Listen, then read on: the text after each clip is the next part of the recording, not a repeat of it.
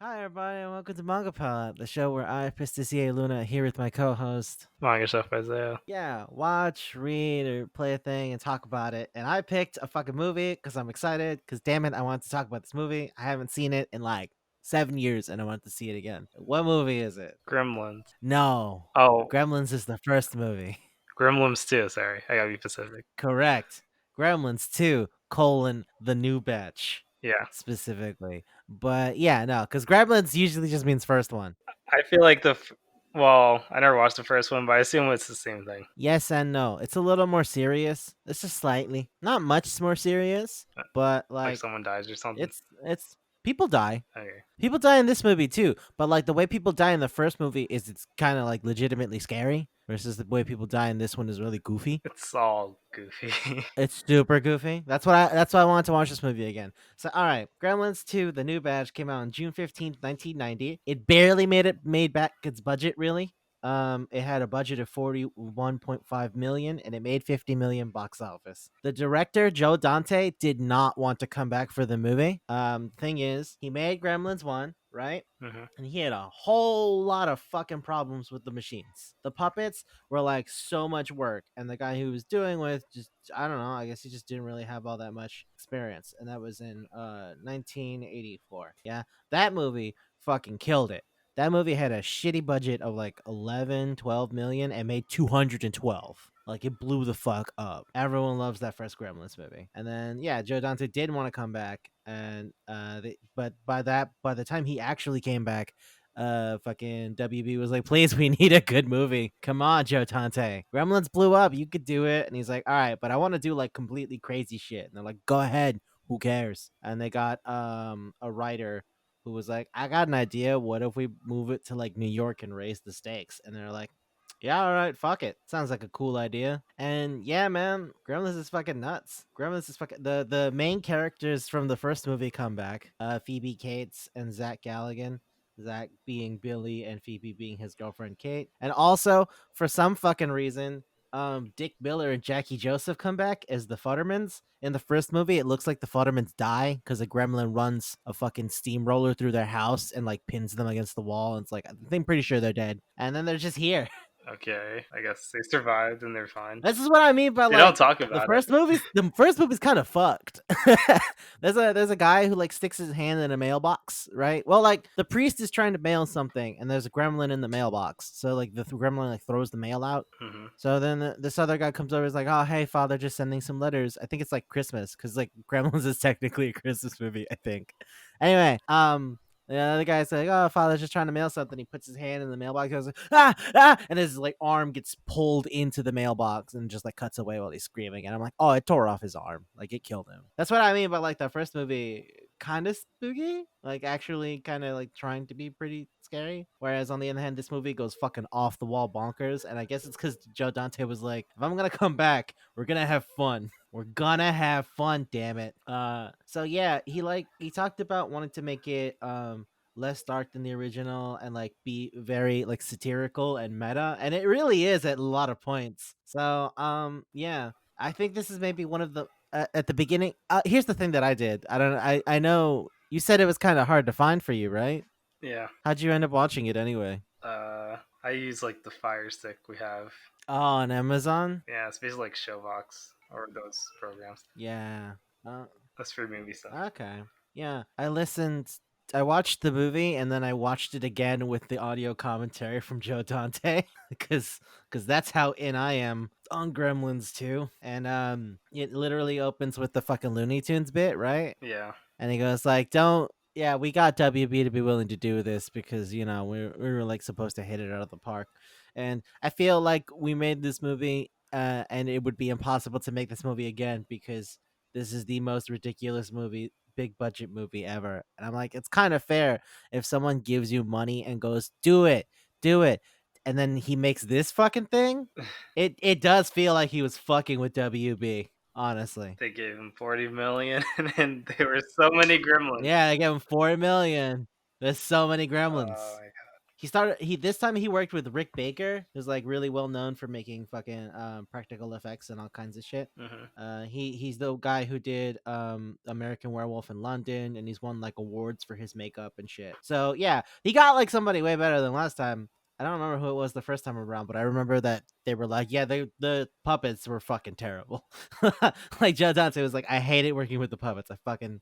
But then when I worked with Rick just knew what he was doing, so it was a lot easier.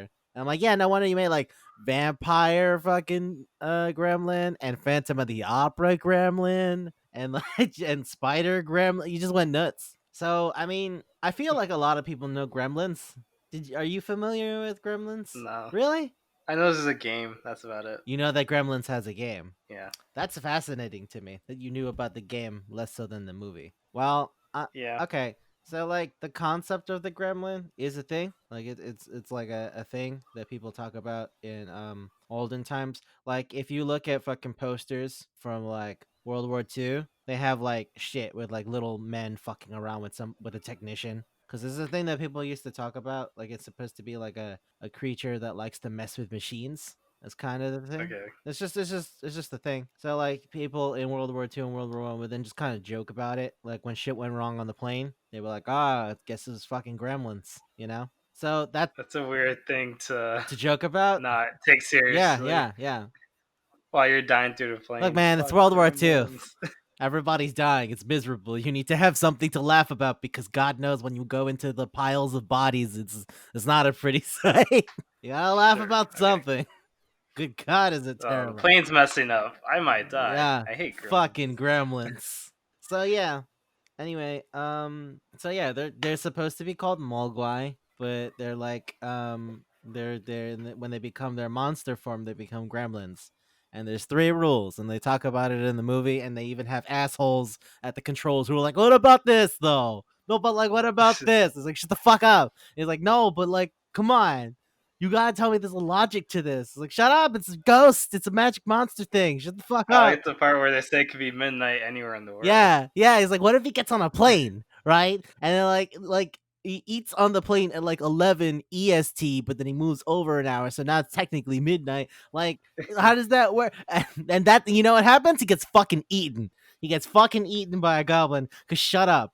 Now is not the time, Mister Smartass. I fucking love that. Yeah, I love that part. I love that so much. He's like, what if there's like a caraway seed stuck in his teeth, right? Like he didn't eat that at 11, but like would that still count as eating? And fucking, I hate them so much. People are dying and they have the time to question the logic of a monster, a thing that isn't like doesn't follow human rules. Also, if I were gonna explain that, which I don't want to, but I'll say something. Maybe it's just because it's a magic thing. It's like body is aligned with its fucking geometric position. It's magic. How the fuck would that really matter, Why right? are you going into more detail in this? I'm just saying it's magic. It doesn't matter. It's a magic thing. Who cares? I'm really not going to analyze this movie on how accurate it is. Yeah, yeah. This is good. I don't want This to do is that. great. It was great. Good time. Good Because time. And then you that's have why that. Spider Gremlin, and like, how does it become a spider? Oh, because magic potions. Ha. Okay. No, because potions. That's what I was gonna say. I want to talk We're gonna about the skip the premise, right? scientists real All right, fuck quick it, fuck it. because I mean, all right, no, look, all right, yeah, fine, all right, cool. Mogwai in a cage. The guy who's taking care of it dies, and then they just destroy the building because that's not how that works. We live in New York. That's not how that works. If you own a business and you die, what happens is the government seizes your shit. So like people would come in, take the stuff, and then it would be abandoned, and he would throw it out. You don't just smash it up like a week later. That's not how that works. But whatever, it's a movie, right? Fuck it. Did the Do you think the TV killed No, him? I think Like, he was was just that like old and sick. old? Okay. He was like, you can keep the TV. It was like some sinister TV thing. Yeah. Oh yeah, Robert Picardo's a huge dick in this movie.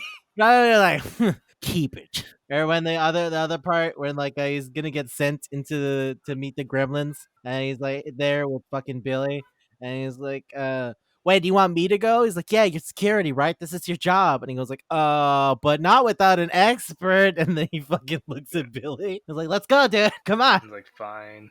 Yeah, whatever. Does he also make out with the, I guess, female This yeah, or the like weird transgender sexy lady Gremlin? Glenda. I think it's this. I think it's supposed to be a woman because I think it's like a magical hormone or whatever that it like. I Then think it's what the part. gender are the Gremlins? I don't want to I do this. don't know. I don't Are they know. I don't know. non-binary? I okay, so they could reproduce, right? But they could be hermaphroditic. I think secondary sexual characteristics aren't a thing that are significant to the gremlin. Because like humans associate secondary and tertiary sexual characteristics as like the kind of dimorphism that denotes whether something is a gender or not. But that's not true for like other animals, like slugs. Like slugs are just slugs, right? Yeah, they're not a So gender. like I think they're just I think they're They're hermaphroditic like and that they slugs. just happen to also and that the potion gave it secondary sexual characteristics that we view as making it a woman, but all that means is it got like fucking estrogen pills basically. It doesn't make it any more or less any gender. It just looks like what we define as a woman, I think, as in regards to secondary sexual characteristics. Well, you know that smart gremlin, or the one that got brains. Yeah, the fucking brain juice gremlin. I love you, brain juice gremlin. He said they want to be like society. They want to be part of society. Yeah, We want to be civilized. No, we want to be civilized. So they want their own culture. yeah. So maybe That's I love that when he goes to the bat gremlin, he goes like, our ethnic group. And I was like, ethnic group. That's the word we're gonna describe them as. Ethnic group. Sick. I love it. uh, The gremlins are an ethnic group. They are a category through which they identify each other because they have a common language, ancestry, history, like whatever the fuck layers that the gremlin feels that the gremlin has. Is that what that's what they have? they understand technology pretty well too. Well, cause they're gremlins. Oh yeah, that's the culture. I guess that's their culture. I don't know. I don't know.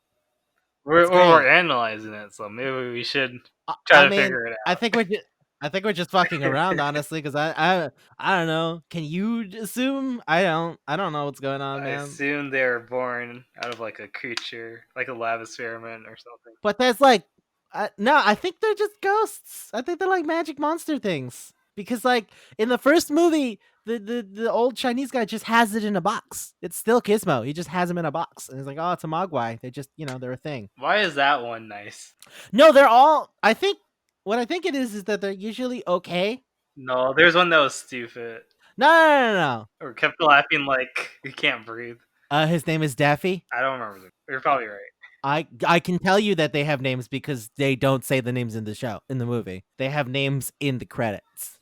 All right, so you went detailed. Or you went into this one. Okay, the cross-eyed one. I listened to the fucking commentary. What do you think, asshole?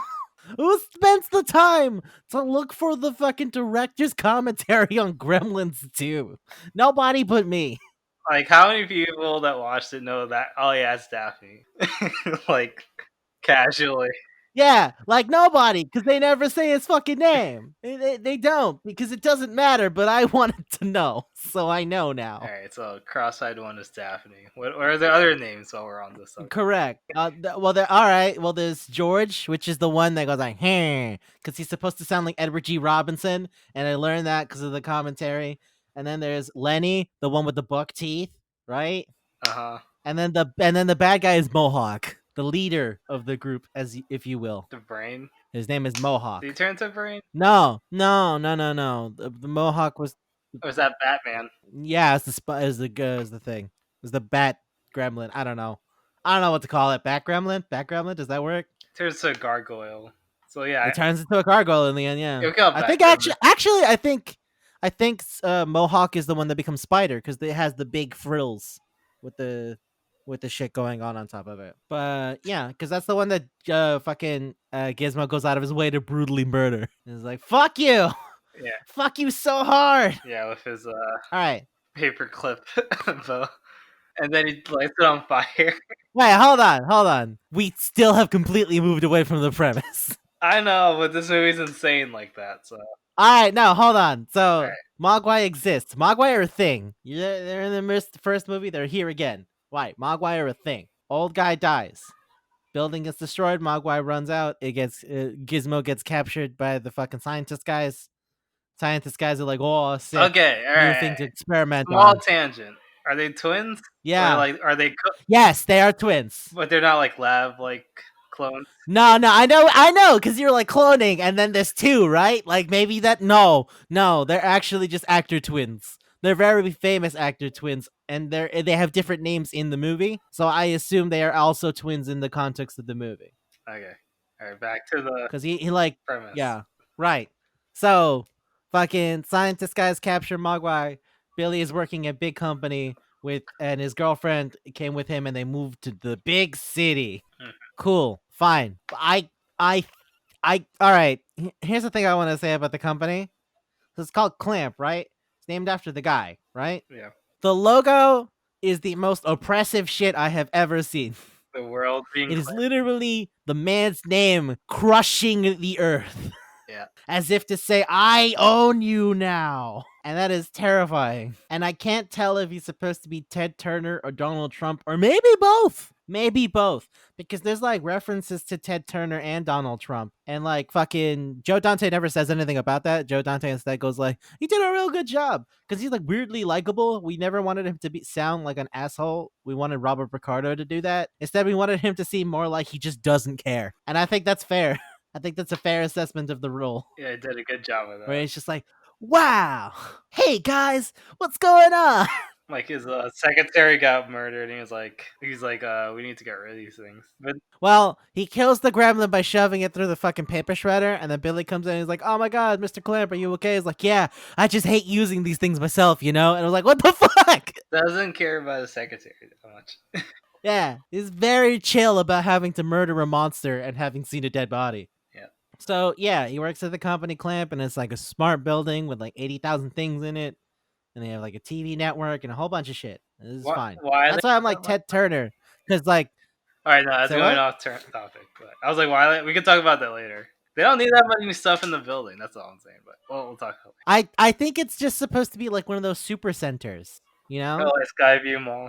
Yeah, like Skyview that has apartments on top. Yeah, totally. No, I mean World Mall. Sorry, New World Mall. No, World Mall doesn't have has apartments. Skyview is the one with apartments. Okay, so I meant Skyview. I always mix them up. You did mean Skyview. That's fair. They are literally 2 blocks from each other. Anyhow, yeah. It was like a super center with a whole bunch of shit going on, and like Billy's working in the art department. And that's kind of it. And then like he fought Gizmo ends up fucking escaping, and like Billy finds Gizmo, and then he goes like, "Let's get out of here, little buddy." And he goes, "Okay, sure." And then he goes like, "All right, I'm gonna take you back to my house, and we're gonna chill." And then Gizmo gets wet because of the fucking the broken water fountain. Which can I just say? I have this written in my notes. I really vibe with that repairman. How so? I get him. When he just starts murmuring to himself like, man, this is fucking bullshit. Like this company cares nothing about you. We are all cogs in the machine. And like the man doesn't have to do anything and he just fucking gets $375 like a minute. I was like, yeah, I know what's up with you, repairman. You are also under the boot heel capitalism. This is our life. This is our struggle. Yeah, that's pretty much I was everyone. like, I get this Yeah. guy. I get this guy. And I mean, pretty much that's pretty much it. Then like after he gets water on him, they multiply because that's the gremlin thing. So there's 3 rules to the Mogwai, right? It's don't feed them after midnight, don't let them get wet, and don't expose them to sunlight. Sunlight kills them. If you feed them after midnight, they transform into into gremlins, and then they get wet, they multiply. That's kind of it. There's a lot of like lines that kind of crack me up. Like there's one where there's like Billy's walking around and it goes like Casablanca now in color and with a happier ending. I'm like, oh fuck, that's so good because that is a thing Ted Turner was doing when like he would like take old black and white movies and colorize them, and people were like, why would you do this? It doesn't make the movie better. He's like, no, I like it more. But oh, yeah, he also has the book that's like How I Took Manhattan, that has like the font of Donald Trump's The Art of the Deal. Oh yeah, that book costs like $20. That's a ripoff. Yeah, yeah. $20 in 1990 money. That's a lot more. Even in this time, it's a lot. $20 for a book. I mean, yeah, it's not. It's not even like a huge book. It's not a good book. It doesn't seem like a fancy book. Like I paid $15 for my compilation of everything that Edgar Allan Poe wrote. So yeah, but I don't know. It's supposed to be a thing. I feel like stuff would be kind of pricey anyway because it's supposed to be big and fancy in a super center in Manhattan. Also, I forgot. I wrote here, cigarettes indoors. Fuck, it was a different time because Marla's just smoking. All the time. She's just smoking constantly. And she's like, there's a part where like she's looking over at Billy's shit and she's just like smoking next to him. And I'm like, wow, you couldn't do that today. You can't smoke inside like that no more. That's crazy. That's crazy. Yeah, different. Fucking Joe Dante said that in the in the fucking commentary too. Like, oh yeah, we couldn't do that now because she just smokes all the time. And the other guy goes like, yeah, you can't smoke inside. I don't know. And I was like, for a movie that's made in 1990, it sure still feels like the 80s. Oh, I forgot about that. There's a point where like fucking Billy is like, hey, do you mind if like I hang out a little bit later? And Phoebe Kate says, "Fooey," and I just wrote, "Fooey." That is adorable. What a character, Phoebe Cates, the small town girl that moved to the big city and still talks like that as if it were 1953. Because she said "fooey" to who? But yeah, that's a weird thing to say. No one says that. Who says "fooey" besides people like from Leave It to Beaver? That's weird. What's "fooey" mean? It means like, oh, that sucks. Oh, like, oh, okay, I get it. Yeah, no one says that. Exactly. No one said that for like fucking what 30 years by the point of the movie. But I don't know if it's supposed to be like, oh, small town America. I don't know. It's fucking weird. I was like, that's adorable. That's adorable, Phoebe Cates. Nobody says that.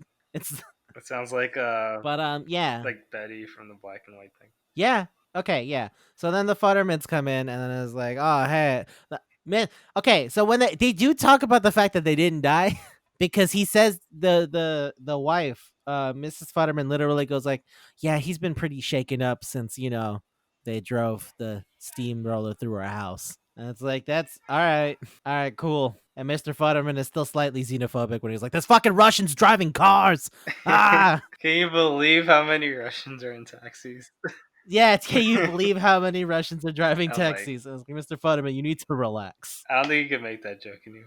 Yeah, that's a really weird specific joke, I guess. Yeah. Also, there's that part where like the fucking lady is getting yoked. So like that's pretty much it. Then like so Gizmo gets wet and the Gremlins transform, and that's the movie. And it's more about like, oh, we gotta stop them, and say, and it's a whole bunch of goofy shit. So like this is where I want to start getting into goofy shit. There's that part where they're like Gremlins are eating, where the fucking Mogwai are eating yogurt, right? And there's that lady who goes like, "Excuse me, are these peanut butter cups all natural?" And goes like, I don't know." And he goes over, "Hey, dude, are the peanut butter cups all natural?" He goes like, "They're pesticide free. Those aren't the same thing." And they just like go into a little thing, and I wrote down this one line. She was like, countries that don't really that don't really do preservatives, I don't know, there's like, I don't know, 70% less death or something. And the guy goes, I don't know if that's true. And meanwhile the fucking Mogwai just pops up out of the M&Ms. And I was like, God damn it, do I love that stupid banal conversation while monsters are running around. People still talk like that. Yeah, it's amazing. It's amazing. In the health. Like, it's supposed to be satirical, but it doesn't feel satirical because, like, shit, that's real. Yeah. Like, there's that other bit, like, where Billy gets out of jail and goes like, fuck, they're probably transforming, we gotta go. And then there's, like, mimes. There's just mimes coming out of a fucking police truck. What was that for? I don't know. Joe Dante just goes like, I love those mimes. And that's it. And I'm like, wait, so, like, was that just for the joke? Or, like, what was it? What joke? I don't know. The joke is that mimes are being arrested. I don't know. And they're doing like the mind gimmick. They're doing their routine as they go into jail. You paid for that, Joe Tante. Yeah, you paid for those people. Those people had to get paid a certain amount for being extras and getting dressed up, and you had to cover the makeup for the mimes. You had to talk the costuming to get like That didn't even 15 make me mime laugh. costumes. It made me laugh, if only because it was like, what the fuck is that about? Are you not? I guess the second time I'll be Yeah, like, oh, why is that really yeah. there? But the first time I was like, is this going somewhere? No, it goes No. nowhere, and that's why it made me laugh. The fact that it goes nowhere. Like, Chekhov's gun usually dictates if it comes up in the first act, it has to have a payoff. Even jokes, like brick jokes, you can set up a joke at one point and then pay it off later, right? But that never comes up again. It's just that 1 second. It's like 3 seconds where the camera focuses on the mimes as Billy gets out of jail. It's amazing. Also, there's the fucking guy, Grandpa Fred, who looks like Grandpa Munster from the Munsters, which, like, it was intentional. He was supposed to look like Grandpa Monster, and I'm like, oh, okay. Is it just cuz? And I was like, well, he talked about how like he was in Georgia and he went to the building of CNN when they were moving to they're moving to a different building because CNN's headquarters used to be in Georgia, and he went to the room where they had fucking the actor who played Grandpa Monster, right? Uh huh. Fucking the Al Lewis. He used to have this like shitty fucking TV show on CNN, like on one of their sub channels, because it was a studio that was basically the same exact thing that the guy does, that Grandpa Fred does, where he's just kind of there going like, haha, don't you want to watch this spooky movie? And it's like, oh, I'm sorry, Al Lewis. I'm sorry that that's what happened in your career. It's like, yeah, Al Lewis tried to run for mayor of New York once. It didn't go well, and Holy that's shit. why, yeah, and that's why Grandpa Fred is like, I want to be a news reporter. Damn it, I want to mean something. uh, It's like, oh, that's a weird pick, man. And he was like, I don't know, I just thought it'd be fucking cool. And I was like, I guess it was, because I mean, who else? and that guy that is a camera. Oh yeah, Getty Watanabe. Okay, let's talk about Getty Watanabe real quick. Getty Watanabe is probably the most famous for like two roles, right? He's fucking the skinny dude in Mulan, and he's Long Duck Dong in 16 Candles. And in 16 Candles and in fucking this, he does like a fucking weird ass fake accent because Getty Watanabe is from Utah. Getty Watanabe is American as fuck. So like that, he got paid to do a fucking horribly racist caricature, and he was like, hell yeah, and that's what most people remember him for. And I say that because I saw Vamp, which is like this fucking 1986 movie by Richard Wank, where like Getty Watanabe gets to use this regular ass voice, and he's just like, hey baby, what's up? Like there's no joke there. He's just there. That's been really weird. So yeah, it like when you see Getty Watanabe in this and in fucking Mulan and 16 Candles and UHF with fucking a Weird Al, where it goes like, so stupid, and like fucking does another weird voice. Then you watch Vamp, and you're like, that was always a thing. I was like, yeah, it's a thing. People paid him to do that. Do you think he's responsible for the less amount of Asian actors? I think it was the 80s, and that's the only way they were gonna let him in the movie. Yeah, to be a caricature. I think it Yeah. was the 80s. Have you ever seen Mannequin? The gay guy in Mannequin wears like fucking weirdly angular glasses and goes like, dance baby, as he like showers people with fire hydrants. Like it wasn't great. Representation wasn't great in the 80s. Okay, so we're gonna say it was the 80s and needed money. It was the 80s. Yeah. And you know what? Fine, Getty Watanabe, you do what you want to do. I like Vamp because Vamp, he gets to just be a regular guy, even if he's kind of sleazy. Vamp is a cool movie because Grace Jones is in it, and that she's like a fucking actress, singer, songwriter, producer, all that kind of shit. She's like been in dozens of fucking movies and all kinds of shit. Fun fact, she used to date Dolph Lundgren. Because like Dolph Lundgren was her bodyguard, and then she was like, you know what, I'm into you, and he's like, all right, cool. And then Dolph Lundgren ended up like a fucking movie star, and then they broke up. Also, Dolph Lundgren said, broke up with her mostly because I couldn't handle her. That lady was fucking nuts. She liked doing drugs and having weird sex orgies, and I just got tired. She was too weird for him. She was too out there, and Dolph Lundgren was not ready for that. So yeah, that's a thing. I love Dolph Lundgren, man. Dolph Lundgren's great. He's a fucking like he's got like 18 degrees and he plays drums and he's a professional martial artist. Dolph Lundgren is an Ubermensch. It's amazing. I kind of wonder why like there's that bit where Hulk Hogan is like, "Fuck you," to put the movie back on, right? I I hate that part. I love that part. That part was fucking buck wild. That it just cuts to like they start making shadow puppets, and the movie's like, "Fuck you. Who cares? Fuck you." That was the biggest waste of time inside a movie. That was a waste of time. Exactly. Exactly. You didn't think it could be even less than it was, but it could be. When Hulk Hogan tears off his shirt and he goes, "Do the Gremsters want to go up against the Hulkster?" And he was like, and then they put the movie back on. Man, It's like the movie thought it was the shit. that was great. Like, It's more accurate to say that like Joe Dante wanted to fuck around and nobody said no. he just went as hard as possible. Yeah, he just fucked around for like months. You know, however long it took to shoot the fucking movie. He just goofed around. I never had a movie that said "fuck you." This is a waste of time. Yeah, and I love it. I wish more movies were like that. That you could like act like, because like a lot of the time when that happens, what happens is they just made a shitty movie, right? Like they were aiming for something big and they fucked up, right? Mm-hmm. But every once in a while, you get shit that was trying to be bad on purpose in a way that is hard to do. Mm-hmm. You know, like remember Garth Marenghi's Dark Place where they throw the cat into the scene?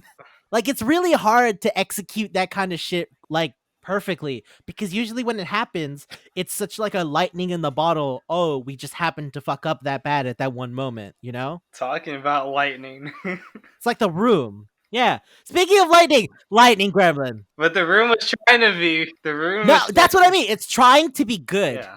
and then it becomes bad. But I admire someone who can try to make something bad and it's still amazing. Because usually when people try to lean into making stuff bad, it's not fun anymore. Like Sharknado, like the first Sharknado is really shitty and that's why it's fun. But like all the other ones are like, we know it's bad. Come on, laugh with us. And it's like, no, you're missing why it's funny. You trying that hard and fucking it up is why it's funny. And Joe Dante basically telling the world to go fuck itself for like an hour and a half was amazing. Oh my god. Did you see that? All right, look, you want to talk about Lightning Gremlin? Please, let's do that. There's that part where the fucking scientists inject lightning goo into cheese. Well, were they doing that before? And it was like, fuck you, that doesn't even kind of make sense. The future is now. And then just fucking, they get the rat to eat the cheese. I was like, I lost it. Why were they doing that? okay, so the twin, one of the twin guys goes like, New Yorkers hate rats, right? But what if a single rat could power all of a subway station? So they would try to make the rat like a rat battery. Okay.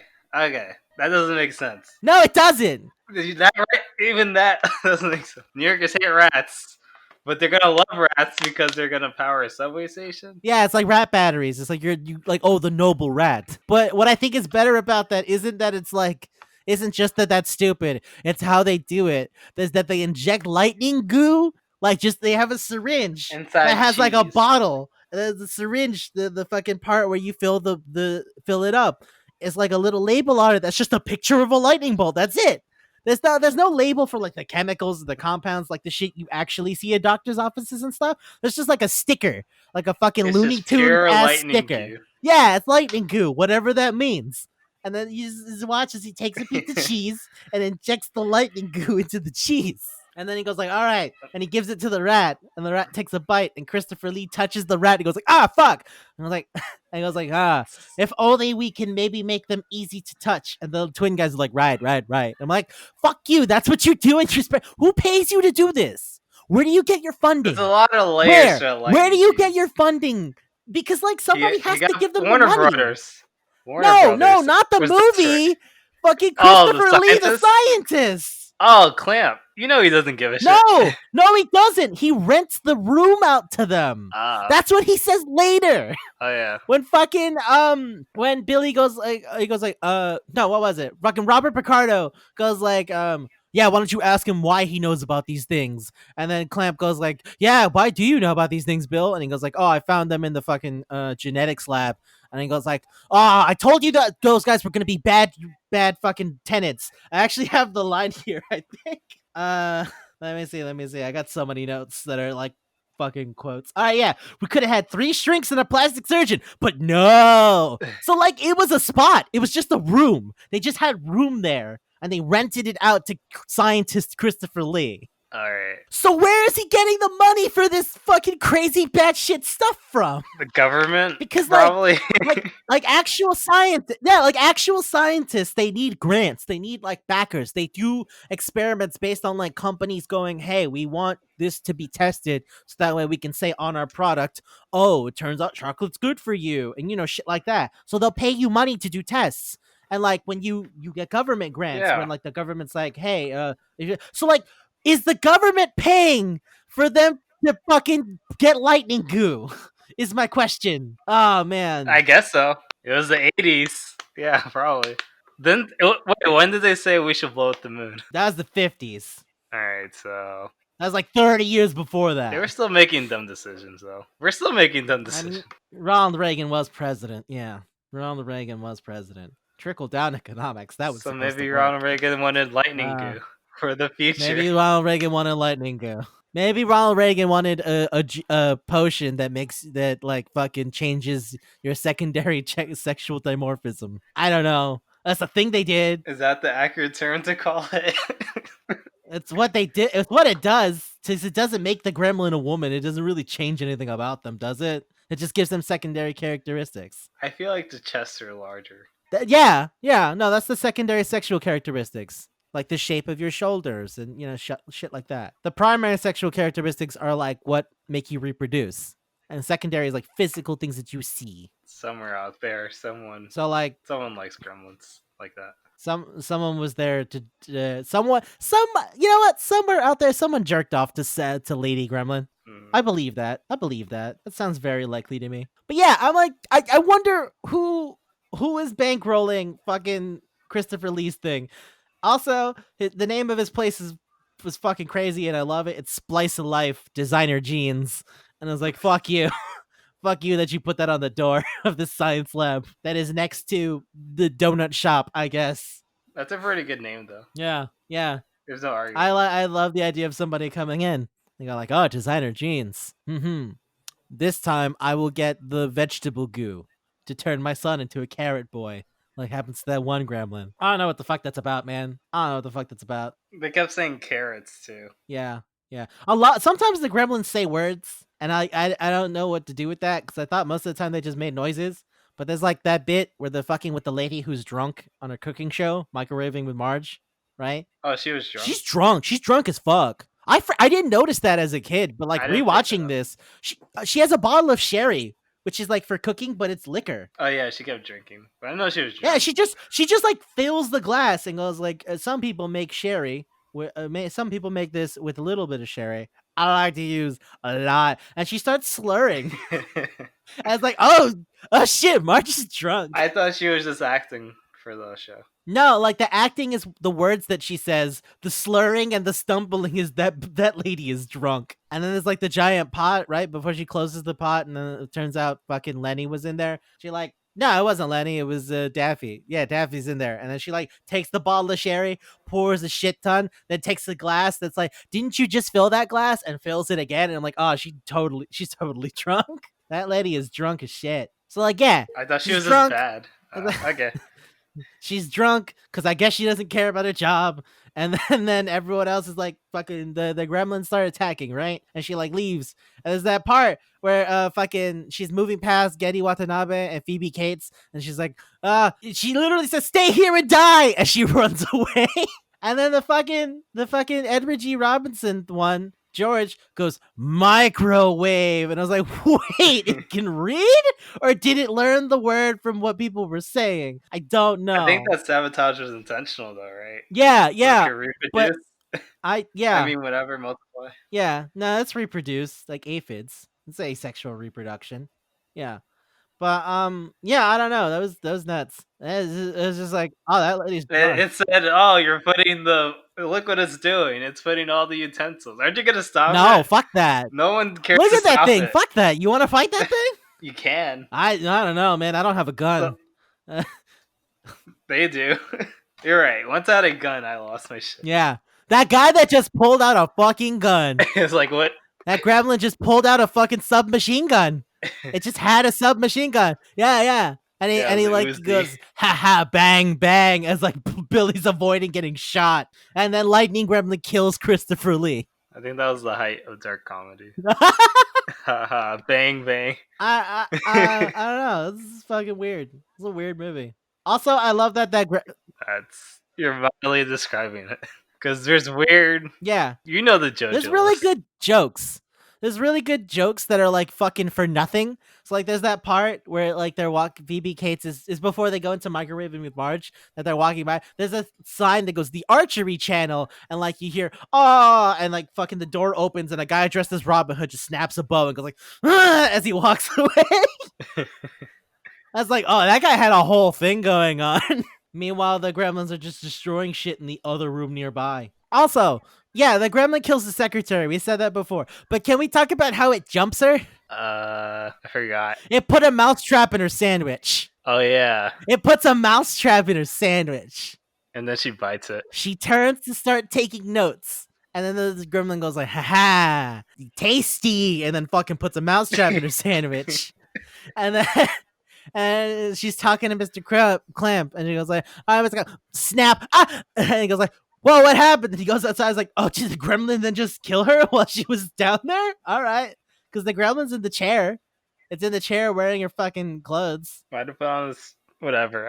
I'm not gonna question. I assume she's dead. I know why did Gremlin put on her clothes and started working in the office. Yeah, I don't know. Is it trying to? Is this part of this Civilization thing, like culture thing? Yeah. I think it just. Just trying to say, yeah, I'm a worker. I could work. I here. think it just wanted to fuck around with the computer because that's a gremlin thing. Okay.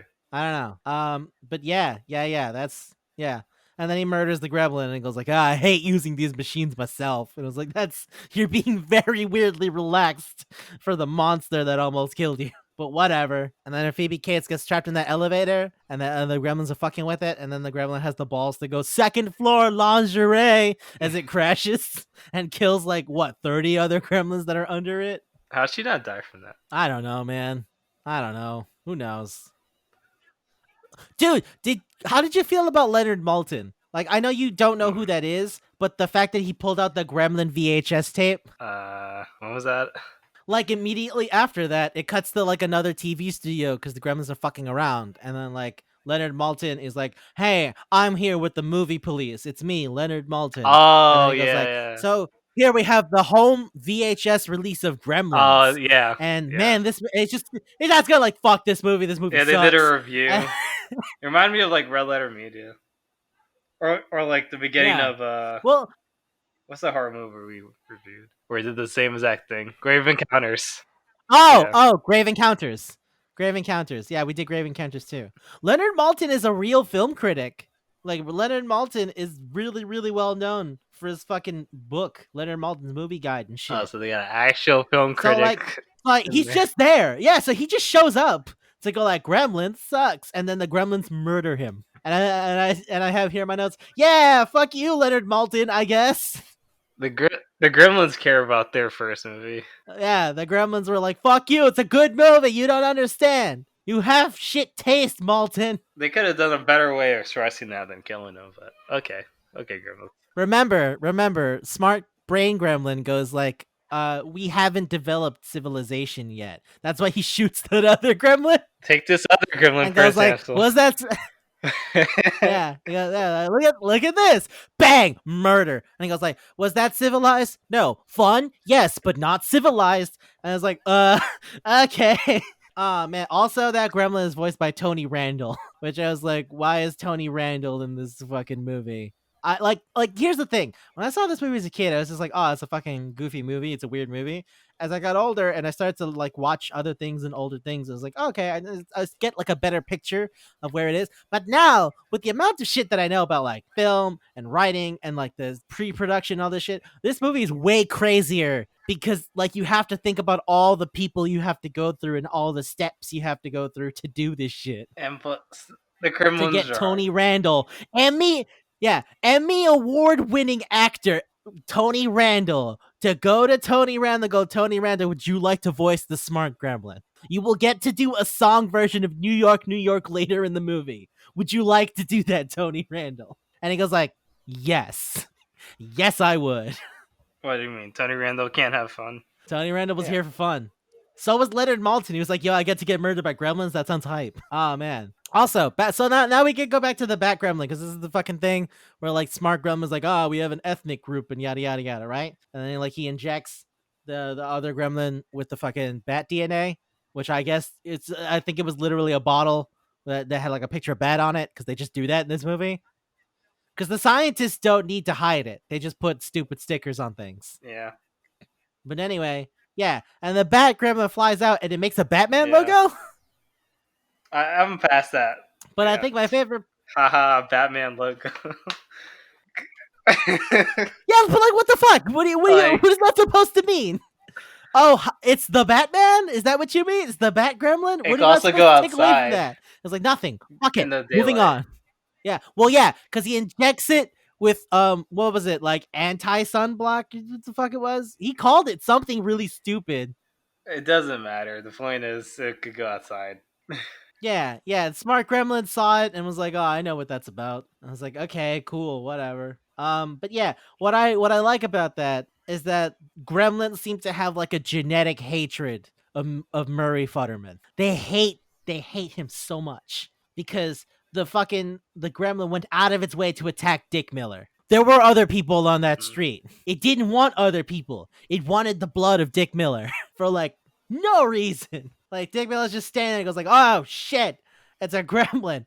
Oh god," and then it goes and it goes and it murders him. And it goes and tries to murder him. Although I will say the other people looking at it and then trying not to do Oh anything my but not God. doing shit was very Yeah. New York. Very New The York. guy just ignored him, like, take care of it yourself. My favorite is still the guy who like pulled his arm back, like, "Yo, what the fuck? Ew, I don't want to get involved." Like he pulls his jacket in to go like, "Don't get me wrapped up in your bullshit." I was like, "Yeah, that's New York, man. That's New York as fuck." And then like he fucking throws the gremlin into the cement, and everyone's just like, "Yeah, yeah." I was like, "Yeah, y'all cheer now, but y'all ain't gonna do shit, are you?" Like, nah, you got it, old man. You got it, old man who looks like he was gonna get murdered by a flying monster. Ugh. It's so good. So and then yeah, it just fucking flies off and then it becomes a gargoyle. I like that you remember Getty Watanabe as "I am a camera" because that is the best line in this fucking movie. I've never seen a person say they are a camera in my life. He was so hype. But fucking also, there's that second right before that I wrote down because that's I'm not. surprised they didn't use him to like flash the gremlins, but whatever. Yeah, I would have figured his fucking giant flash on his fancy ass camera would have done something, but I don't know. There's that one bit right when he gets grabbed by fucking Grandpa Fred that kills me because like everyone's freaking out and panicking, right? And Grandpa Fred's like, "Oh shit, this is my chance to be a news reporter. I got this." And he sees like Getty Watanabe and grabs him, and Getty Watanabe for like 1 second thinks he's a real vampire, just for like 1 second. It's great. I don't know if you noticed that. I don't know. I didn't know. Yeah, because like he gets grabbed and he goes, and he goes, "No, stop!" And that's Oh yeah, he thinks he's a real like vampire. for like a real hot second, he thinks that Grandpa Fred is an actual vampire. And I guess like when the building is getting destroyed by gremlins, who fucking cares, right? Maybe vampires are real too. How do you know? How do you not know, right? Yeah, exactly. But I love that. Like fuck you, I'm not a real vampire, but gremlins are real. Yeah, but gremlins are super real. Those things are real. I just watched it almost murder an older lady who was drunk on her TV show. Gremlins is super real. Yeah, man, that was like, and then yeah, it fucking goes like, hey kid, can you work a camera? Work a camera. I am a camera. He's so hype. That's so insane. He's so hype. Oh man. I was like, why is he taking pictures of her all the time? Yeah. Is that because he is a He's just- camera? I think he just really loves it. He really loves the fucking camera. Also, that's like right before Christopher Lee gets murdered by Lightning Gremlin. And I gotta say, I remember that there was a Phantom of the Opera joke, but I didn't remember that it started at the middle of the movie because that joke comes back at the end of the movie.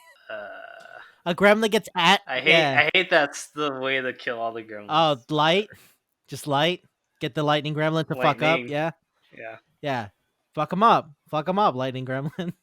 He's just on the phone. What does that mean? What I love about the phone, What does what that I love mean? about the phone thing is that he was like, Billy turns on the hold music, the call waiting music, and he acts like he's being tortured. And I was like, oh, gremlins hate call waiting music just like humans. Maybe they are civilized. Oh my God. But yeah, man. This movie was like, oh, Look how many layers are the Gremlins. Gremlins desire culture. Gremlins desire culture. There's no structure in this movie.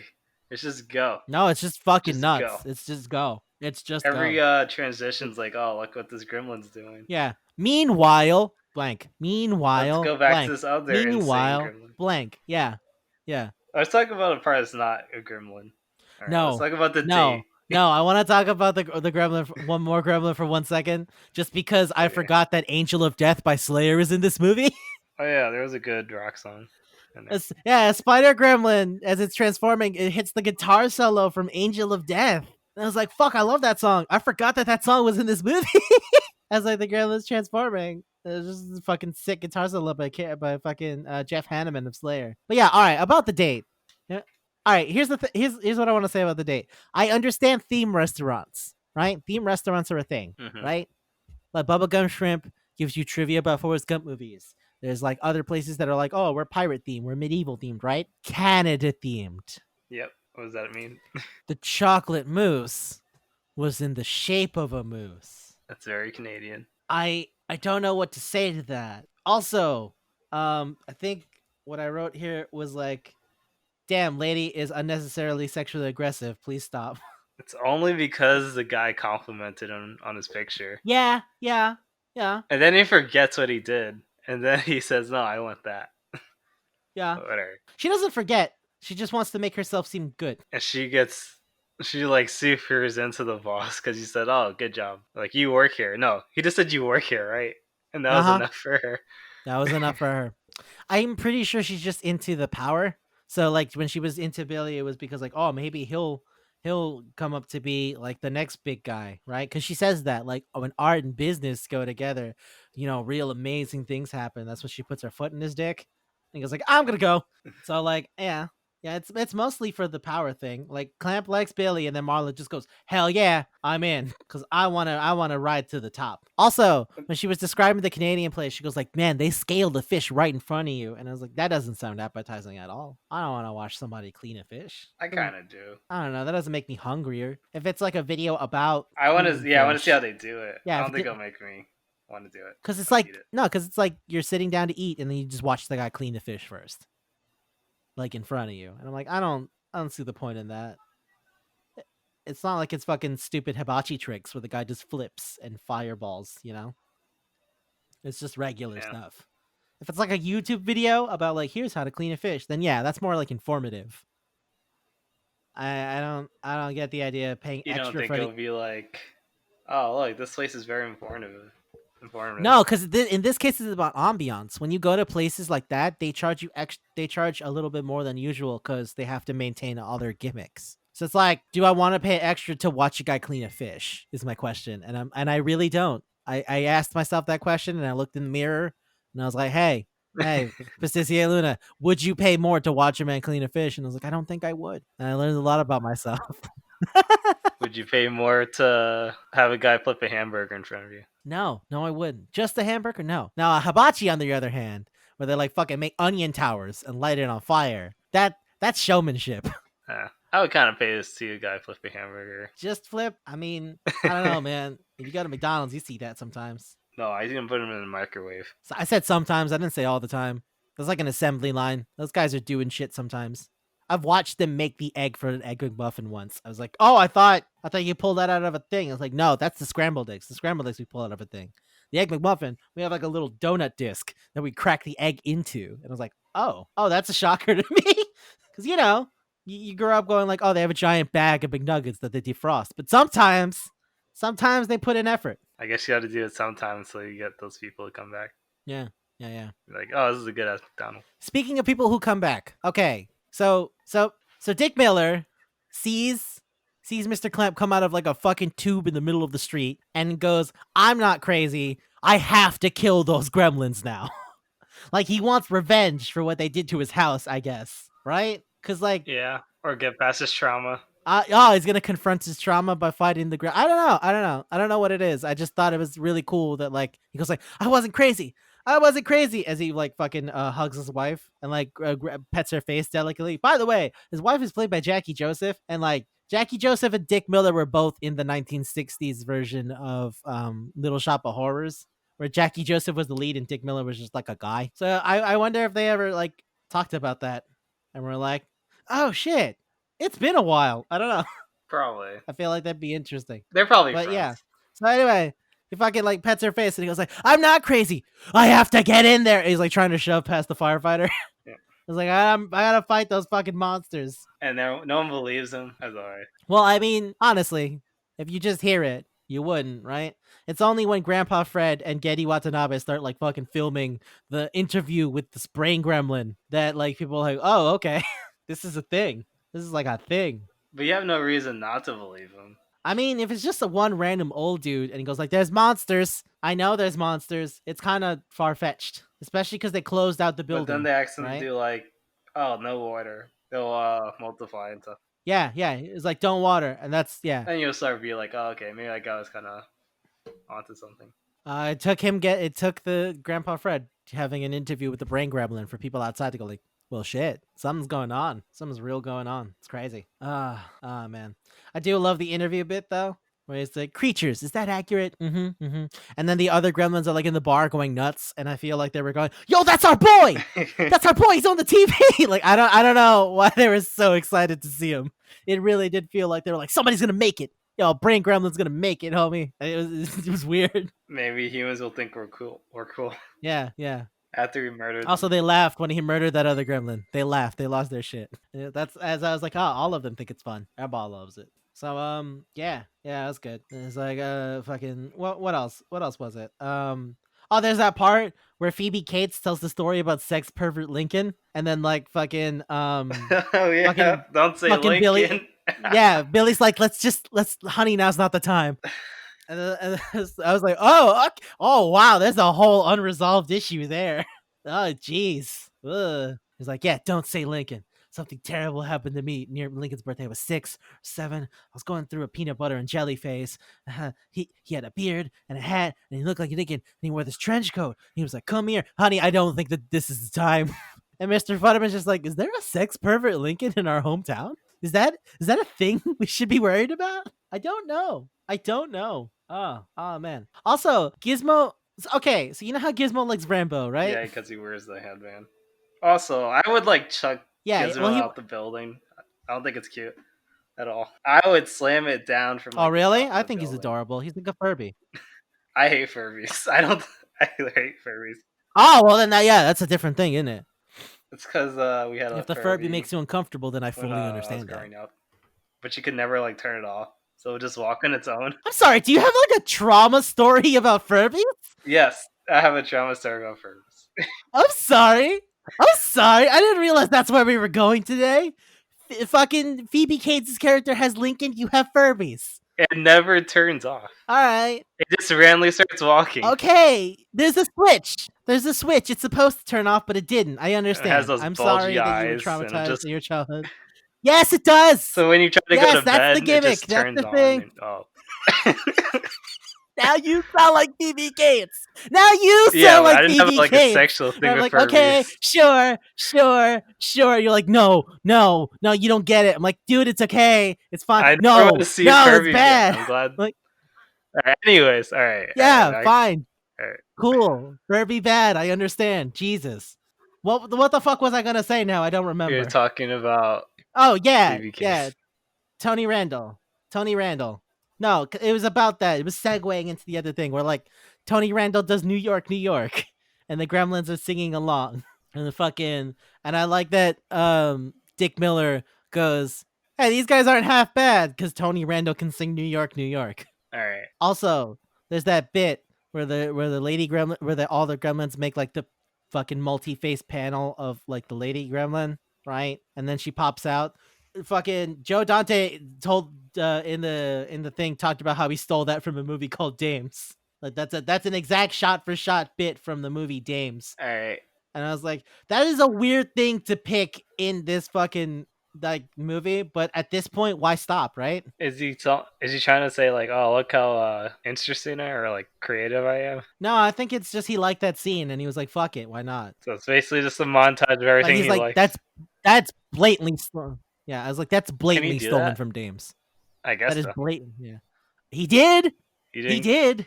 All right. We know he did. We saw it happen. I'm pretty. When they try to like copyright it, It's a shot homage. It's not, you can't copyright an image like that. You can copyright like a still shot, but not, not that kind of stuff. Why I still think that's I was like I didn't know what that was. Like I was just thought that was a weird thing cuz to go with the musical theme of New York, New York. I didn't realize that it's from a musical movie. And that Joe Dante was just like, I just wanted to do that thing from Damon's. I guess when you have all that directing power, you just want to do things. Oh, now I remember. Yeah. I mean, they weren't gonna stop him. They were like, do whatever you want. We just want a second Gremlins movie. And he's like, you asked for it, motherfuckers. I'm gonna get Leonard Maltin murdered and then have Hulk Hogan stop the Gremlins from fucking up the movie. You can't stop me. I'm gonna have Grandpa Munster hang out with Getty Watanabe and have a conversation with Tony Randall Gremlin. I'm doing it. You can't stop me now. Well, no, I remember what the fuck I actually wanted to say before we got caught up in the Furby thing. Um, okay, so you know how fucking Hmm. Gizmo is really into Rambo? Okay, the guy who composed the movie for the score for this movie is the guy who composed the music for Rambo. So like that part where like Gizmo's Hmm. dressed up as Rambo and he does this fucking flaming arrow thing, and his theme is reharmonized in the style of the music from Rambo. That's because it was done by the guy who All made the right. music for Rambo. I'm glad you're wasting money. So like that's a whole thing. Like you had to go find Jerry Goldsmith and go like, would you like to make the score for this Gremlins movie? And he's like, by the way, Rambo is a huge part of this Gremlins sequel. Cause that's how that you by emulating Rambo, that's how Gizmo saves the day from the Spider Gremlin. So it's like, oh okay. Also, I did not know whiteout was highly flammable. Is it? Oh, so new tech learned. Yeah, yeah. I saw that in the movie and I like looked it up and I was like, is whiteout even flammable? And it was like, why not whiteout is extremely flammable. I was like, ooh, okay, that's kind of scary. But then again, I'm not gonna hold the lighter next to my whiteout, so.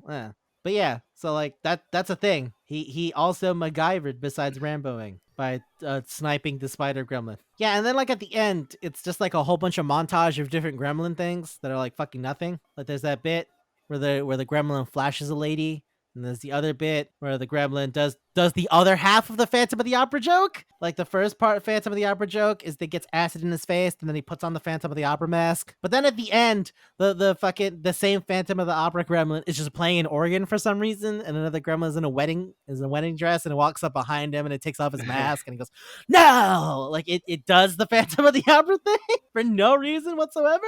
Most of this movie is like for no reason whatsoever. But okay. There's that part where the gremlin takes a camera and then it takes another picture of a gremlin that just turns into a skeleton. Because I guess light. I guess. Yeah, light, Yeah. light. That skeleton flash is a pretty solid gag. And I mean, yeah. Then Mr. fucking Billy goes, "Get everybody wet," and he was like, "Okay." He was like, "Are you sure? It seems really crazy. Trust me, do it." And then he gets the lightning gremlin to electrocute them, and they all die. Because the original plan was to what, like, flash sunlight from the windows, right? Hmm. But then it started raining, and I was like, well, fuck. I was like, oh, I didn't realize that that clouds meant not sunlight because there's still sun is still there, but whatever. I'm not here to decide the rules for this movie. I saw what happens when you try to decide the rules for Gremlins. You get knocked the fuck out. Well, actually, I mean, clouds do block yeah, sunlight. but the thing is Clouds sun, do isn't block it? sun. There's still So light. Otherwise, that if made sense. light didn't permeate through the clouds, you wouldn't be able to see. But there might not be enough light to kill That's all what of I. them. But they did it with a flashlight. That's what I mean. Like I don't know. I don't get it. I don't get what the amount of light is because you could do it with a flashlight. Remember? Well, wouldn't like the clouds like only have like one spot or something? That's what I. Is it? Like it would be like a beam I of don't. light, not like the No, whole dude. It's area. clouds. You've been outside during the day when it's raining. It's not dark. Yeah, it's darker, but I That's don't what know. I mean. Like I don't know if it's direct sun. It's darker, Yeah, but it's not like black. It's not nighttime, and that's what I mean. Like if the gremlin can be affected by a flashlight, then why not still daytime during the clouds? Like it's not I fucking guess it's not bright nighttime. enough. That's the issue, right? That it's light, period. I don't know. Because I guess the flashlight is brighter. Whatever. Like I said, I'm not here to decide the rules for this thing because I know what happens when you decide the rules for this thing. It murders you. So that's that. Yeah. Yeah, and then Robert Picardo gets kidnapped by the Lady Gremlin. There's like a whole thing that happens by the end of the movie. And then after all the gremlins are dead, like in Mr. Clamp goes like, "Man, I see that little guy. You know what I think? Merchandising." And it was like, okay. I was like, we should get rid of that headband. And then Gizmo's like, no. He goes, he really likes the headband. He goes, it's flexible. He just walks away. Meanwhile, Robert Ricardo's stuck on like, I don't know, the 11th floor or something. And then Mr. Clamp goes like, man, you've been working too hard. Take a day off. Not half day. He goes like, I will. Mhm. I will. And he's like covered in kiss marks. And the fucking gremlin comes over in a wedding dress. He's like, yeah, that's a thing. All right. Cool movie. End. Man. It's too This much. movie's nuts and I love it. I definitely couldn't watch it twice in the same week. No. Maybe like once a year. There's never too much for me. It's too much for me. It's too much for me for sure. There's never too much for me. Yeah. No problem, man. Tell me you didn't like it though. Like Intensa in terms of like this is this. Did you enjoy watching the film? Did you see it and laugh? Have fun? Yeah, it was fun to think about. It's a fun movie. Like you actually made this shit. Lightning cheese, man. That's Lightning insane. cheese. That's great. I love that. It's so fucking dumb. Oh, that's good. But overall, it's way too much for me. That's a lot. That's what I like about it. All right. Well, I guess that's kind of it, right? Yeah, go watch the movie if you want more details. Dude, actually watch the fucking movie. That like, there's been times that we've done this, and I've been like, like this is cool. I enjoy this, but I'm not sure if I would recommend this. I was like, no, fuck you. Whoever you are, go watch Gremlins 2 right now. Whatever you're doing is probably not as important as Gremlins 2. As experiencing how fucking insane Gremlins 2 is. You know what? It reminds me of like Cool World. Yeah. The unspeakable cartoon. Just like, I don't. What? Wait. What do you mean by. Wait. I don't want to go back to Cool World. Mondays? What does that mean? What's going on? I'm like, no, I love this. I love this so much. Cool World's an experience, man. Cool World is an experience. You can't really talk about Cool World without getting into Cool World, you know? Yeah, we should probably stop there. That's how I feel. That's how I feel about Gremlins too, man. Lightning cheese alone has so many questions for me. And lightning goo. Cause like what? Yeah. Cause it's goo. It's goo in the thing. So then they injected the cheese. So like I don't. Maybe we didn't even talk about vegetable gremlin. You know that? There's a whole bunch of gremlins we probably didn't even talk about. But like I feel like we've said so much already. Fuck it, go watch the movie. Man, I love this movie. All right, cool. So food time. Okay, something that's like a lot. Something that's straight up like, whoa, I don't know if I could do this. Alcohol. Question: do you feel this is dense with how meta and surreal it is? I feel that there's a lot of conversation that you could have about the idea of the movie and the movie as it is in respect to sequels. Is there? Because like, I feel like it's a lot of like. There's no point to this conversation because magic, Gremlins. No, I mean like the fact that people are talking about Gremlins in like trying to understand the rules of Gremlins in the context of the Gremlin movie. It's kind of like Scream, where like in Scream they talk about horror movie you mean rules like the brain Gremlin in a horror movie? Yeah, like that. Yeah. There's a lot of like I think stuff there's like a lot there if you actually take the time to talk about it. It's just that there's so much to talk about. It feels like way too much. That's what I mean. Yeah, it's like very meta. Yeah, like even just talking about the fact that the lab exists, I feel like is its own thing. Yeah, like we said, Ronald Reagan. Like there's that bit where Christopher Lee. Yeah, like I mean, like who's paying them? I don't know. If it is the government, Ronald Reagan, you spent your money on lightning goo, but not on a plan to try to care about the HIV epidemic because it was the gays. What's wrong with you? What's going on? What's going on? Did you pay for lightning goo, Ronald Reagan? Did you? And if so, why? Why? For who? What was the end result of the lightning goo? So many questions on just lightning goo, besides all the other shit that's already in there. Oh, I remember now. Genetic sunblock. That's what it was. It was genetic sunblock. God, that sounds like nothing. That sounds like not real words. Now you never have to keep applying it because it's in your genetics. It's in your genetics. I want to know what's up with Marge. I feel like Marge has a drinking problem and no one is saying anything about it. And I don't know how she got this TV show. She has a smoking problem. No, that's Marla. Marla says has a nicotine addiction. Oh, wait, Marge. Oh, the lady who literally said, "Stay here and die," as she ran away.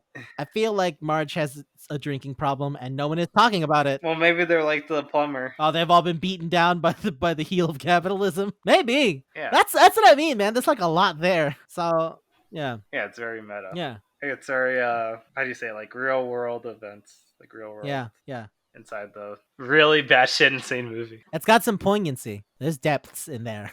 that I feel like not enough people talk about. Okay, so yeah, I feel like it's a lot, and you're right, it's crazy, so it should be an alcohol. But you said it's dense, So so it could be like an alcoholic it's got a food. lot going there. So I think maybe, yeah, I was gonna say maybe it's like a thing that requires alcohol in its cooking process. You know, like what about drunk man noodles? Do you know what those are? Yeah, I love those. I got it from like Thai restaurant. Yeah, because drunk man noodles. Yeah, exactly. Because drunk man noodles will fuck you up if they're not made properly. Because usually you burn off the alcohol, but I've had it before where like they didn't really do that, and I got drunk by the end of the food.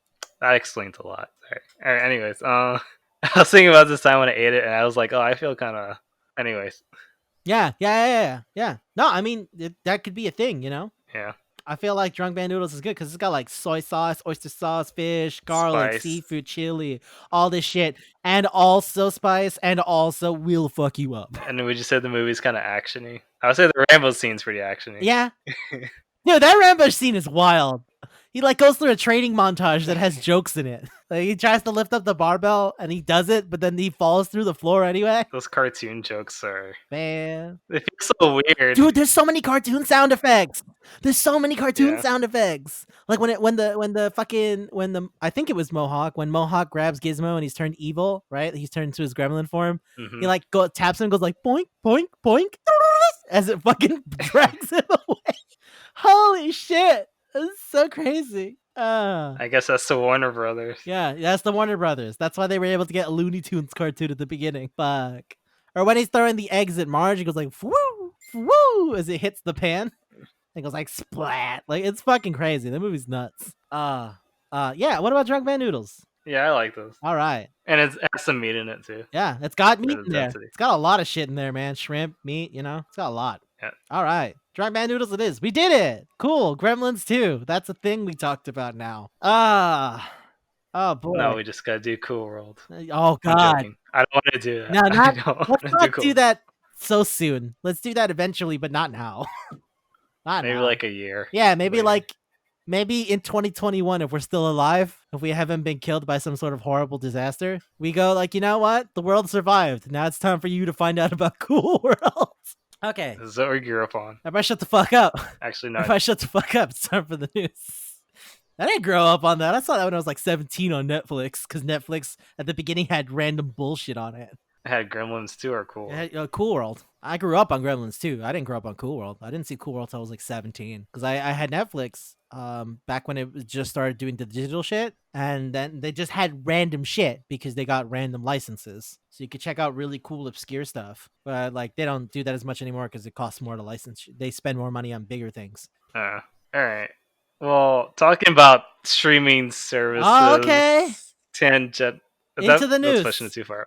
Speaking of streaming services, now go for it. I just downloaded Quibi. Yeah. Oh man. It has some. I'm not gonna lie. It's probably not that good, but it has Rango 911. Reno 911. Yeah, I saw that they were doing. Okay, you know what fascinates me about Quibi? Do you know what Quibi is short for? What? Equivocal? No. Quibnomics? No, I don't know. Okay. It's a portmanteau. It's not one word. I should have maybe started with that. Quiz. No, I have no idea. Quick bites. Quick bites. Yeah, that's why all the videos are really short. That explains a lot. Yeah. Everything's like 9 minutes. Quibi was trying to take the window, like to take the space of like not long, like YouTube, not short, like Instagram and Snapchat. And well, I mean, it failed, but there are some things that were exclusive to Quibi that were really interesting. Like you mentioned, the fucking Reno 911 thing where they came back with it, but they only did like little 9-minute videos because that's the kind of the entire gimmick of Quibi. And I think a lot of people didn't know that. So they hopped onto Quibi and were like, why is this shit so short? Yeah. And it's like, well, I mean, it's supposed to be quick bites. Yeah. It's not supposed to be a whole thing. So yeah.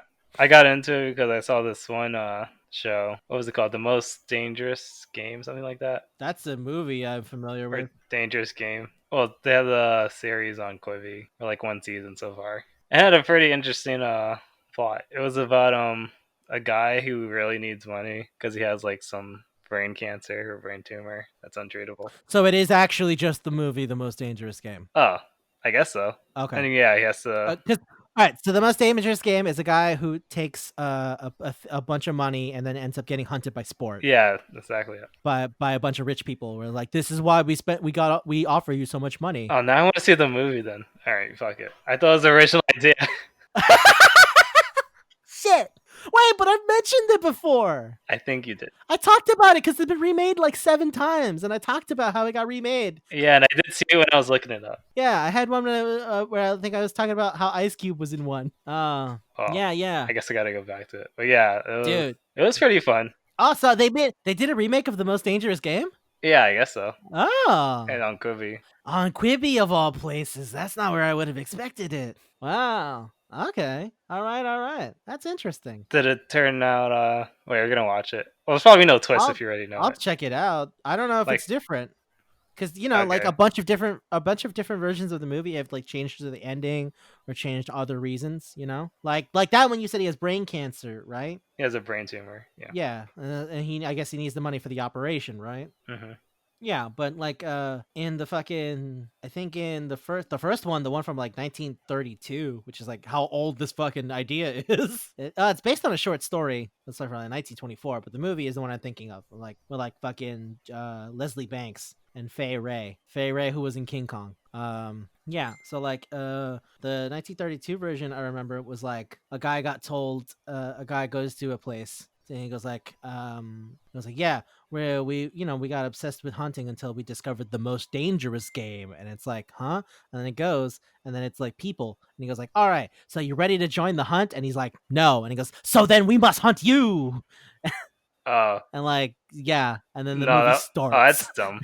No, it wasn't like that at all. No, I love it. It's goofy. It's wild. Like, yeah, that's what I mean. Like that idea is old as fuck. So like every time people do it, it's slightly different. Like there's a comedy version which is fucking miserable with John Leguizamo called The Pest, about an incredibly annoying guy. And they call him Pest because he's annoying, and he gets hunted by people, and it's the world's most dangerous game. And it's like a whole thing. A bunch of people do it. That version. So you had the view of the hunters or the hunted? Well, no, Of the victim. it's always following the person who's getting hunted. Oh, okay. The question is why and how, right? Yeah. This one was only based in Detroit. Like you could only stay inside Detroit. And they kept using that gimmick like, oh no, he's going outside Detroit. Then we get to hunt him forever. It's only based on 24 hours. Okay. Oh, okay. Yeah, that's different because the world's most dangerous game is no, we just want to kill you. You don't get money. That's it. Huh. No, because the thing is the title, the most dangerous game, right? Because they could hurt you back. Exactly. So it's not about money. Yeah. No, it's just you kidnap a person who like no one will miss, like a homeless guy, and you go. Try to survive. If you don't go, I'm just gonna shoot you now. So go. And yeah, in the world's most dangerous game, the movie from like 32, I remember like that one.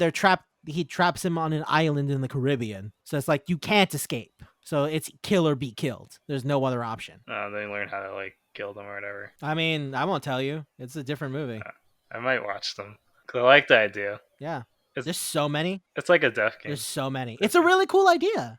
Yeah, it is. It is where death games can find some of their inspirations. It's so much so. It's such a famous thing that The Simpsons referenced it in their 17th season. Which, like, the fact that it took them that long to do it says, yeah, no, it's always been a thing. I think there's like, I don't know, like 10 versions in the movie. There's a lot. There's a lot of them. I can't remember which one has fucking Ice Cube. Has Ice Cube, but I remember Jean-Claude Van Damme is in one of them, and that's Hard Target. People forget that Hard Target existed. I think Stone Cold was in one of them. The Condemned. Like, there's a lot of them, man. That's a cool idea. I kind of want to check out the Quibi one just to see what makes it different. But the only thing is, like, you have to use the free trial for Quibi. Yeah, it's like a 2-week thing, 14 days. That's fine. I could do that. I'll remember to cancel it. I've never gotten caught by that before. I just hate to make you do that. I'm always on it. In case you forget, you have to pay $5. I mean, yeah, that's the gimmick, isn't it? Okay, cool. Well, my news thing isn't like that. Instead, it's just a general like, oh hey, check that out. Kensho Ono and Kana Hanazawa are getting married. Kensho Ono. Oh. Yeah. All right. You remember when we talked about Bungo Stray Dogs? Yeah. He's Ryunosuke Akutagawa, the guy with Rashomon. Okay. He's in a lot of other things too. But yeah, for example, he's the voice of Harry Potter in the Japanese dub of Harry Potter. But yeah, he's I think they've been dating for like a few years now or something. But yeah, they're apparently getting engaged. They're getting married. Like they announced it on their Twitter accounts. How old are they? What they're like 30, 31. Wow, it's I think actually Kana Hanazawa is like a year older than Kensho Ono. So if he's like 30, she's 31, or if he's 31, she's 32. But yeah, yeah. that's nice. It's I guess they were so busy they couldn't do it before or something. I mean, you can only do so many things, right? It was When you're probably a person secretive. who when you yeah. Well, I mean, people have known that they were dating, but not much else. Honestly, it's fine. You don't have to publicize your life like that. It's just once you become a public figure, that's kind of what happens. But they posted it on Twitter, and I was like, oh, that's cool. And Kensho Ono was like, Hanazawa-san is a person I respect, and I was like, that's a cool way to open that. That's a cool way to open that. I like that. First and foremost, I respect her. And I was like, yeah, all right, all right, all right, cool. And then yeah, like I really admire her passion for her work. She's super happy. We have her together, yada yada. But I love that it opened with I respect her. Really, really respect her. I was like, oh, okay, cool. And other thing, like many other events, a bunch of the anime conventions that were coming out, that were going to be in Houston, got canceled because Texas is blowing the fuck up with cases. Yeah, we warned them. Yeah, yeah. But then again, California is coming back. Kind of where it's coming Which back. actually thinks New York is probably gonna Oh get god it damn too. it. Uh, can I? Because they did use preventative measures. But yeah, go ahead. I was gonna say I do remember. Like there was this like picture that was like a chart of the amount of cases in the country, right? And how it goes. It goes Hmm. started slightly down, then boom, it exploded, and like it was like also paired with like quotes from the president. The first one's like, "Nah, it's not a problem. Nah, we don't need to worry about it. I don't know about it." And then spikes. He goes like, "We're doing something about it. There's a cure on the horizon. Bigger spike. I think we're just gonna have to learn to live with it." And I'm like, "Oh god, oh god, oh god, that's depressing." Fuck me. Yeah, Yeah, I try not to focus on it yeah. No, why? because Just protect yourself, and that's kind of all you can really do. just wear a face mask. I literally bought a combination filter for my half mask, and I'm like, no, we're going all up on this. I'm going all the way in I hate that people are because still. I still have a job that requires me to be I hate outside. that people are still aren't wearing face masks. I always see it too. Yeah, It's my like, cousin. no, I go outside the door, two people are walking without face masks. I'm like, really? Okay, yeah. Oh, really? Yeah. My cousin mentioned to me she lives out in Queens, that like an area where there's like a bunch of bars, right? And it's not too far from where she lives. She's like walking by, and there's just people standing around, hanging out in the bar, like everything's normal. And it's like, no, no, social distance. We're gonna die. You're gonna get people killed. You're gonna get people killed. And we're like, nah, let's have whiskey. And I was like, this is terrible. This is fucking god And they're awful. still doing like family gatherings. I mean, like, oh, we're family, so we're not gonna socially distance ourselves from family. I understand if you actually live together, but like, Not like you don't need the to come over. cousins. You don't need Yeah, to come over. You don't need to come over. We're good. We're good. We're good. yeah. It's all good. Yeah, yeah. Some shit, man. Some shit. All right. Well, time to get hype. Get hype. Get hype. God damn it. Sell it a little bit. Just a little bit. Get hype. Thank you. Thank you. What the fuck, dude? All right. Anyway, I don't like yelling when my parents get angry. you don't have to yell.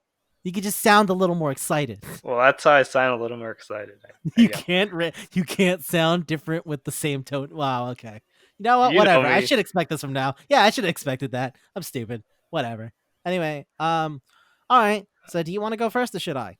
You should. Okay, cool. So, all right. I used to be a pretty big fan of crack.com. Like, crack.com had like a really cool sense of humor, and it had like a bunch of videos, and they had a YouTube channel way back in the You know, mid 10s. for in my like high school like essay paper or whatever, I sourced Yeah. them, and they got No really mad at me. shit.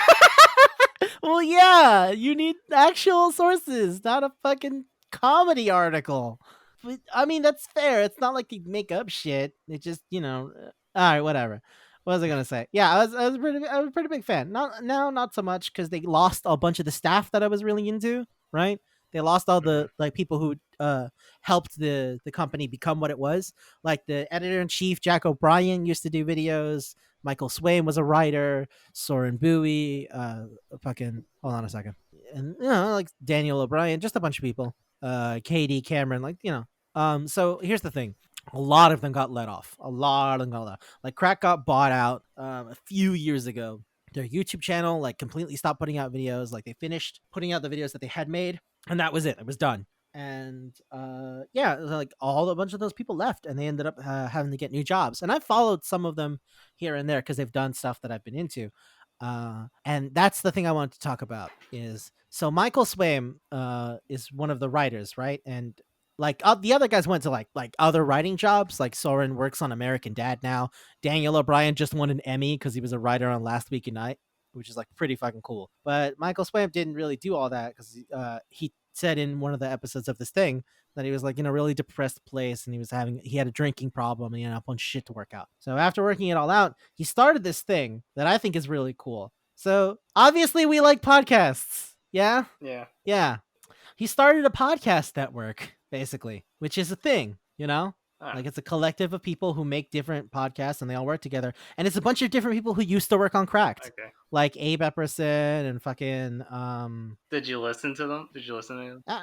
like it's a whole bunch of people. I can't literally name all of them. Yeah, I've been listening to them. That's what I want to talk about. So they have a bunch of different shows and they like put out a different show, like an episode of one of those shows every week. So like there's one Upsmanship where they talk about video games. There's I'll show you mine if you show me yours where they share like a very personal thing.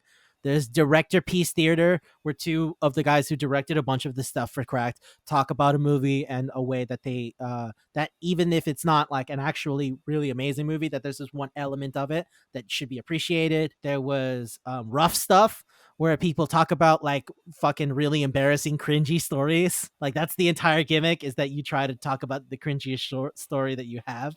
That sounds like fun. And yeah, man, there's like a whole bunch of shows. It's crazy. It's really cool. Like you get to hear shit that you would have never heard of. There's one story. I'm not gonna give the name because I feel like if you're interested, you should check it out. There's one story about a guy where he's like 7 and his brother's 12, and they're like watching TV and it's late at night on a Friday because their parents were like, if it's Friday, stay up, right? A lot of people do that. That's fine. It's not a big deal. So they're doing that and like flipping through TV channels and they're watching Cinemax and they flip around and they come back to Cinemax and like Cinemax puts on porn after a certain hour. Yeah. So he sees the softcore porn because he's like 7. It doesn't mean anything to him, right? Mm-hmm. But his brother's like 12, so he's hitting puberty. And his brother gets a boner, and for some reason, the 7-year-old goes, it'd be funny, and he just like fucking knocks him on the tip of his dick. What? And he goes like, "Oh fuck!" He And punches. then yeah, he doesn't punch it. He like taps it, Oh, he like flicks. which is Okay. like kind of worse. Yeah, he like flicks the head of his dick because he has a boner and he can see it through his pants. And then like it continues on to like the next day they had to talk to their mom and the mom was like, "So what'd you guys do last night?" In that way that like they're trying to figure out what if you were doing anything weird, right? Mm-hmm. And he goes like, because he's 7. He goes like, "Oh yeah, me and my brother watched Bill and Ted's Bogus Journey." And she's like, "Okay, cool, yeah." And he tries to describe the movie, and he goes like, "Fuck is a bad word, right? So I'm gonna be real cool because I heard that yesterday." And he goes like, "Yeah, and they went to hell because they died, and then they went to hell because they fucked." And then his mom goes like, "What?" And the brother's like, "Oh god damn it!" And he has to like fucking cover up because he's a 7-year-old. He doesn't really understand what the hell that means. So yeah, that's a crazy story, man. And like that's just one story. Like there's episodes of like people telling multiple stories sometimes. It is crazy. It is crazy. So it's like Red Letter Yeah, Media. yeah. But whereas RLM has like basically 2 mainstay shows, right? Half in the Bag and then Wheel of the Worst, and then they'll do other things besides that, just variations on Wheel of the Worst, like Plinko and little bits. Like these are completely separate things. Sometimes they'll have same people. Like Michael Swaim is on one Upsmanship and Frame Rate, but like you'll just have completely different people doing different shit, and it's like super cool, man. Like I'm really really into it. And I found out recently that there's another guy, another ex-member of Cracked, who did the same thing. It's called Gamefully Unemployed. So I'm gonna check that out. But right now I've just been catching up on Small Beans, and they have a YouTube channel if you want to check out the YouTube videos. But like if you and I both use Podcast Addict, right? Mm-hmm. Like it's a podcasting app that you can listen to. If you look them up, Small Beans, you can see like literally everything they've done. And it's like you can just pick and choose. You can like look at titles and then like if this title interests you, do it. They have little shows that sometimes come in and out. Like there's one that makes me laugh that's called What Dinosaur Real Good, which is just like people talking about dinosaurs that they think are cool. Like that's the whole show. That sounds like Skeleton or just some whatever slur It's so funny. or Big Yeah. Boy. Yeah, what dinosaur real good? Yeah, big thing for big boy. It's that kind of shit. What dinosaur real good? It's great. I love it, man. It's really cool, and I'm just catching up on a bunch of their shit. I just finished listening to a bunch of the episodes of the show that they call Tales from the Pit, which is people who share like real fucking depressing shit and how they got past it. And it's like, yeah, yeah, that's pretty nuts. It's just people talking about like anything. Yeah, well, shitty moments in their life and how they kind of got past it, you know? No, I mean the general podcast is. Oh, you mean yeah, it's everything. It's like a whole bunch of shit. It's really cool. It's like it the way they like to refer to it is the shit that they say at the end of all the things is like, "Oh, this is Small Beans. We're just a bunch of different artists who wanted to work together to create our own different kinds of projects. And if you're interested, go to our Patreon and support us there.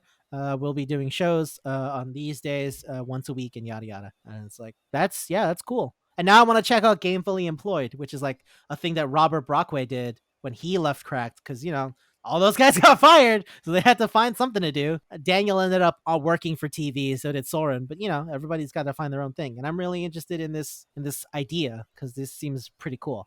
I dig it. Also, you remember Goosebuds, right? Mhm. It's Paul, Richie, Dom, and Chad, right? Mhm. Right. Well, Paul made his own podcast network now. It's called Flypaper, and I kind of want to see where that goes because I like the shit that they do with like Tales from the Tavern, Goosebuds.